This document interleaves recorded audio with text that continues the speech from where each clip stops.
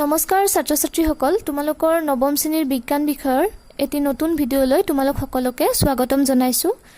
আমি বল আৰু গতি বিষয়ক সূত্ৰসমূহ এই চেপ্টাৰটো আমি আলোচনা কৰি আছিলোঁ। যোৱা ক্লাছত তোমালোকে দুটা সূত্ৰ পাই গৈছা, নিউটনৰ গতি বিষয়ক প্ৰথম সূত্ৰ আৰু দ্বিতীয় সূত্ৰ। এতিয়া প্ৰথম সূত্ৰ আৰু দ্বিতীয় সূত্ৰটো তোমালোকে প্লেলিষ্টত পাই যাবা, যিসকল ছাত্ৰ ছাত্ৰী আজি নতুন ভিডিঅ'টো চাই আছা। আমাক তৃতীয় সূত্ৰটোৱে বাৰু কি কৈছে যে বস্তু এটাই আন এটাৰ ওপৰত বল প্ৰয়োগ কৰিলে আনটো বস্তুৱে তাৎক্ষণিকভাৱে প্ৰথমটোৰ ওপৰত ওলটাই বল প্ৰয়োগ কৰে, অৰ্থাৎ আমি কিবা দিলে আমি ৰিটাৰ্ণটো পাওঁ, এনেকুৱা ধৰণৰ। এই দুটা বলৰ মান সদায় সমান কিন্তু বিপৰীত দিশত। এই বল দুটাই দুটা বেলেগ বেলেগ বস্তুৰ ওপৰত ক্ৰিয়া কৰে আৰু কেতিয়াও একেটা বস্তুৰ ওপৰত ক্ৰিয়া নকৰে। অৰ্থাৎ ধৰি লোৱা আমি কি কৰিছোঁ, এটা বল লৈছোঁ আৰু ইয়াক কি কৰিছোঁ, বেটেৰে মাৰিব চেষ্টা কৰিছোঁ, অৰ্থাৎ মাৰি দিছোঁ। এতিয়া মৰাৰ লগে লগে কি হৈছে যে বেটখনে বলটোক কি হৈছে, যেতিয়া বেটখন আমি মাৰি দিওঁ কি হৈছে, এটা হেঁচা প্ৰয়োগ কৰিব আৰু তাৰপিছত বলটো যেতিয়া আঁতৰি যাব তেতিয়া আকৌ বলটোৱে কি কৰিব, বেটৰ ওপৰত এটা হেঁচা দি থৈ যাব। আৰু এই দুটা বল কি হৈছে, বল প্ৰয়োগ হৈছে, দুটা হৈছেনে? আমি বেটেৰে হেঁচা দিছোঁ বলটোক আৰু বলটোৱে আকৌ আমাৰ কি কৰিছে, এটা হেঁচা দি থৈ গৈছে, এটা বল প্ৰয়োগ কৰি থৈ গৈছে। এটা কি হ'ল ক্ৰিয়া আৰু আনটো হৈছে প্ৰতিক্ৰিয়া। আমি যিটো প্ৰয়োগ কৰিছোঁ সেইটো হ'ল ক্ৰিয়া আৰু যিটো আমাক বলটোৱে ৰিটাৰ্ণ দিছে সেইটো হৈছে সেই বলটোৰ কি হয়, প্ৰতিক্ৰিয়া। অৰ্থাৎ আমাৰ নিউটনৰ তৃতীয় সূত্ৰটোৱে আমাক এইটোৱে ক'ব বিচাৰিছে যে চমুকৈ যদি আমি কওঁ যে প্ৰত্যেক ক্ৰিয়াৰে বা বলৰে এটা সমান আৰু বিপৰীতমুখী প্ৰতিক্ৰিয়া থাকে আৰু এই দুটাই দুটা ভিন্ন বস্তুৰ ওপৰত ক্ৰিয়া কৰে। অৰ্থাৎ তোমালোকে এটা ডায়লগ নিশ্চয় শুনিছা, for every action there is an equal and opposite reaction. এইটো ক'ৰ পৰা দিয়া হৈছে, নিউটনৰ তৃতীয় সূত্ৰৰ পৰা। এতিয়া তোমালোকে আৰু এটা কথা মনত ৰাখিবা, এই যে বলটোৰ আৰু বেটৰ যিটো ক্ৰিয়া আৰু প্ৰতিক্ৰিয়া এই দুটা কি হয়, সমান হয়। যিমান দিছোঁ সিমান লৈছোঁ, এনেকুৱা ধৰণৰ। আৰু কি হয়, বিপৰীত হয়। বিপৰীত হ'ব, বিপৰীত কিয় হয়, কাৰণ আমি প্ৰতিক্ৰিয়া পাইছোঁ। ইয়াৰে কিছুমান আমি উদাহৰণ ল'ব লাগিব, উদাহৰণ দিব লাগিব। তোমালোকৰ পৰীক্ষাত এইটো সূত্ৰৰ ওপৰত এনেকুৱা ধৰণৰ কুৱেশ্যন আহিব যে নিউটনৰ গতি বিষয়ক তৃতীয় সূত্ৰটো লিখা আৰু দৈনন্দিন জীৱনৰ ভিত্তিত নিউটনৰ তৃতীয় সূত্ৰটোৰ উদাহৰণ দিয়া। তোমালোকক এনেকুৱা 2-3 নম্বৰৰ ভিতৰত কুৱেশ্যন আহিব। এতিয়া উদাহৰণ কি দিবা, তোমালোকৰ পাঠ্যপুথিতে দিয়া আছে, এইটো চোৱা। গুলিৰ ওপৰত সন্মুখলৈ বল প্ৰয়োগ আৰু বন্দুকৰ প্ৰতিক্ষেপ। অৰ্থাৎ তুমি পিষ্টলটো দেখিছা, পিষ্টলেৰে যেতিয়া গুলি যায় প্ৰচণ্ড বেগেৰে যায়, হয়নে? তেতিয়া যেতিয়া অধিক বেগেৰে যায় গুলিটো কি হয়, সেইটো এটা ক্ৰিয়া। সেই ক্ৰিয়াৰ ফলত এটা প্ৰতিক্ৰিয়াৰ সৃষ্টি হয়, বন্দুকটো কি হয়, পিছপিনে ঠেলি আহে। তো এইটো কি হৈছে, ক্ৰিয়াও হৈছে আৰু প্ৰতিক্ৰিয়াও হৈছে। এইটো তৃতীয় সূত্ৰৰ এটা উদাহৰণ। তাৰপিছত এইটো চোৱা, নাৱৰীয়াজন আগলৈ জঁপিয়ালে নাওখন পিছলৈ গতি কৰে। অৰ্থাৎ নাওখন পাৰত আছে, পাৰত দি থোৱা আছে আৰু মানুহটো নাৱৰ পৰা পাৰলৈ জঁপিয়াই আহিব লাগে। তেতিয়া কি হয়, যেতিয়া ভৰিৰে আগফালে আহিব মানুহটো, তেতিয়াহ'লে কি হ'ব, নাওখন অলপ পিছপিনে যাব। অৰ্থাৎ মানুহটোৱে ক্ৰিয়া কৰিছে পাৰলৈ আহি পেলাই আৰু নাওখনে আমাক এটা কি, বল এটা প্ৰতিক্ৰিয়া দি থৈ গৈছে, ক্ৰিয়া আৰু প্ৰতিক্ৰিয়া।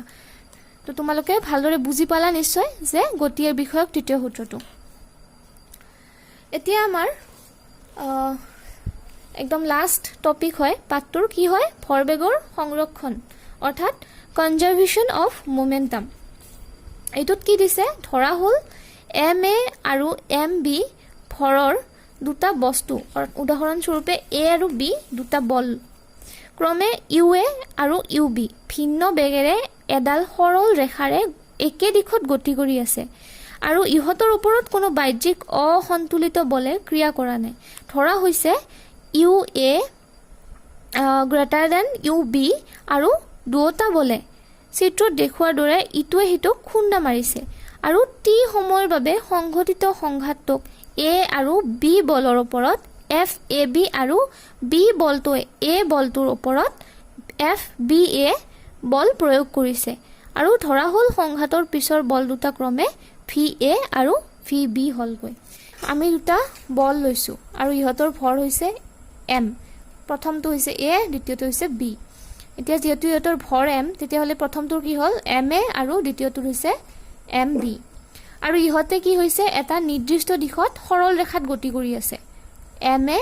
আৰু mb সৰল ৰেখাত গতি সম্পন্ন কৰি আছে এতিয়া প্ৰথমটোৰ বেগ আমি কি পাইছো ua আৰু দ্বিতীয়টোৰ বেগ হৈছে ub এতিয়া বস্তুটোতে যেতিয়া গতি কৰি আছে ইহঁতৰ প্ৰথম যেটো বস্তু আছে প্ৰথম বস্তুটোৰ বেগটো হৈছে বেছি দ্বিতীয় বস্তুটোতকৈ যেহেতু m এৰ বেগটো বেছি হয় সেইভাবে কি হৈছে ই দ্বিতীয় বস্তুটোৰ খুন্দা খাব নাইবা ইহঁতৰ কি হৈছে পৰিৱৰ্তন হ'ব পাৰে বেগৰ হয় ই প্ৰথম বস্তুটো দ্বিতীয় বস্তুটোত খুন্দা খাই পেলাই ই ৰৈ যাব পাৰে নাইবা দ্বিতীয় বস্তুটো কি হৈ যাব বেগটো বাঢ়ি যাব পাৰে এতিয়া ইয়াত এটা কথা মনত ৰাখিবা ইয়াত কোনো বাহ্যিক অসন্তুলিত বলে ক্ৰিয়া কৰা নাই ই নিজে নিজে সৰল ৰেখাত গতি সম্পন্ন কৰি আছে এই বস্তুটো খুন্দা খাইছে তেতিয়া এইটোক সংঘাত বুলি কোৱা হ'ব আৰু ইয়াত টি সময়ৰ বাবে বস্তুটা খুন্দা খাইছে এই দুটা যে খুন্দা খালা টি সময়ৰ বাবে আৰু ইয়াৰ ফলস্বৰূপে কি হৈছে প্ৰথমটোৱে দ্বিতীয়টোৰ ওপৰত এই a b ৰ ওপৰত কি হৈছে এটা বল প্ৰয়োগ কৰিলে আৰু তোমালোকে সূত্ৰটোত পাই আহিছে যে প্ৰত্যেক ক্ৰিয়াৰে বা বলৰে এটা সমান আৰু বিপৰীতমুখী প্ৰতিক্ৰিয়া থাকে a যেতিয়া b ৰ ওপৰত ক্ৰিয়া কৰিব তেতিয়া b ও এটা প্ৰতিক্ৰিয়া দিব আৰু সেইটোক আমি a যেতিয়া ক্ৰিয়া কৰিব সেইটোক আমি f a b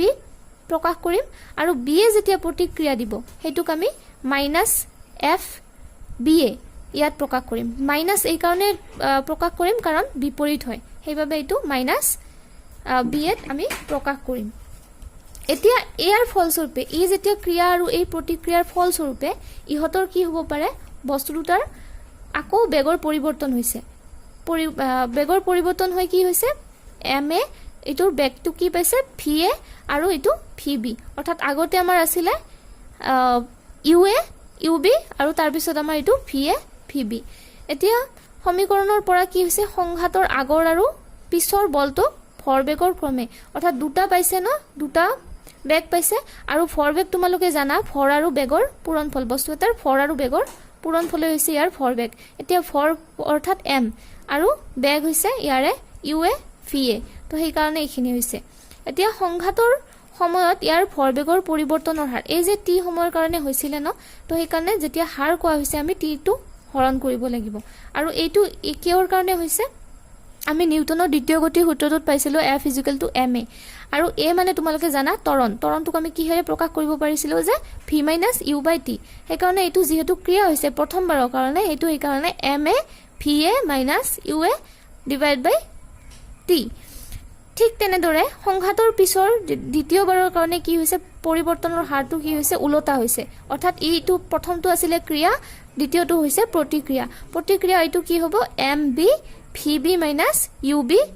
/ t এইটো আমাৰ কি হয় ভৰবেগৰ পৰিৱৰ্তনৰ হাৰ হয় না আৰু যেহেতু আমি সূত্ৰটোত আকৌ পাইছো যে সমান হয়